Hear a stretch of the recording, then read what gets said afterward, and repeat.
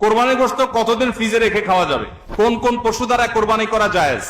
7 নামে কোরবানি দেওয়া যাবে কিনা? কোরবানি 7 নামে দিবেন কিনা? ভাইরা আমার, কোরবানি মূলত আল্লাহর নামে হবে, এটা আমাদের বলার ভুল। আমরা বলি 7 নামে কোরবানি, আসলে 7 নামে না, 7 জনের তরফ থেকে, 7 ব্যক্তির তরফ থেকে কোরবানি হয়, 7 ব্যক্তির পক্ষ থেকে কোরবানি হতে পারে। গরুতে, ওটে সর্বোচ্চ 7টা ভাগ হতে পারে, 7-এর নিচে হতে পারে, উপরে হতে পারে না। আবার ভগ্নাংশ হবে না, অর্থাৎ 1 ভাগ 2 জনে মিলে নিলে হবে না। বুঝে আসছে কথা?